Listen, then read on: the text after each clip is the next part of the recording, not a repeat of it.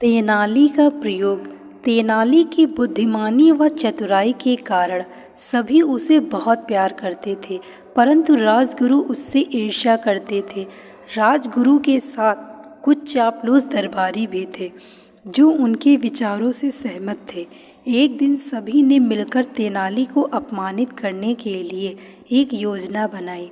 अगले दिन दरबार में राजगुरु राजा कृष्णदेव राय से बोले, महाराज, मैंने सुना है कि तेनाली ने पारस पत्थर बनाने की विद्या सीखी है।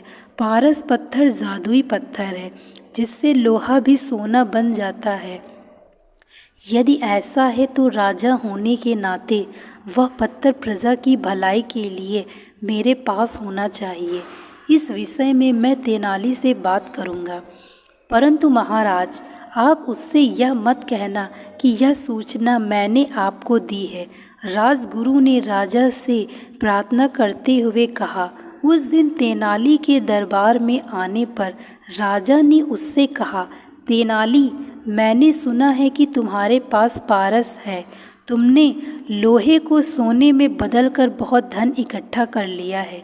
तेनाली बुद्धिमान तो था ही, सो वह तुरंत समझ गया कि किसी ने राजा को उसके विरुद्ध झूठी कहानी सुनाकर उसे फंसाने की कोशिश की है।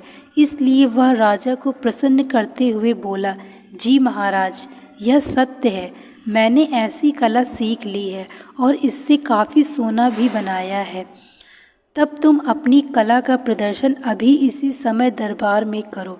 महाराज, मैं अभी ऐसा नहीं कर सकता, इसके लिए मुझे कुछ समय लगेगा। कल सुबह मैं आपको लोहे को सोने में परिवर्तित करने की कला दिखाऊंगा।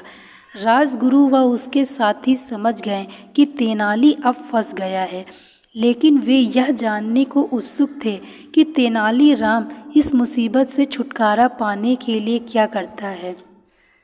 अगले दिन तेनाली गली के एक कुत्ते के साथ दरबार में आया। उस कुत्ते की पूंछ को उसने एक नली में डाला हुआ उसे इस प्रकार दरबार में आता देख हर व्यक्ति हंस रहा था, परंतु यह देखकर राजा क्रोधित हो गए और बोले, तेनाली, तुमने एक गली के कुत्ते को राज दरबार में लाने की हिम्मत कैसे की? महाराज, पहले आप मेरे प्रश्न का उत्तर दीजिए। क्या आप जानते हैं कि कुत्ते की पूंछ को कितने भी वर्षों तक एक सीधी नली में रखे तब भी वह सीधी नहीं होती? वह अपनी कुटिल प्रकृति का कभी नहीं छोड़ सकती। हाँ, मैं इसके बारे में जानता हूँ, राजा ने उत्तर दिया।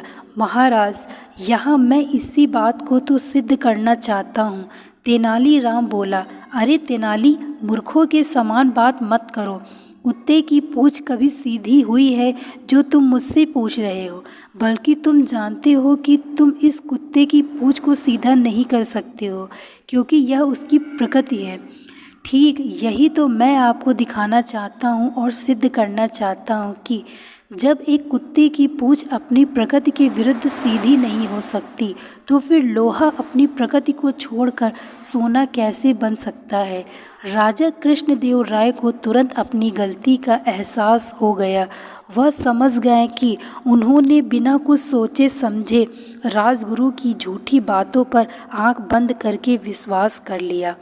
उन्होंने राजगुरु से तो कुछ नहीं कहा, परंतु तेनाली को उसकी चतुराई के लिए पुरस्कृत किया। राजगुरु व उनके साथी दरबारियों ने शर्म से सर झुका लिया, क्योंकि उन लोगों के लिए यही अपमान व दंड था। इसके बाद तेनाली राम के खिलाफ कुछ भी कहने की उनकी हिम्मत नहीं होती थी। थैंक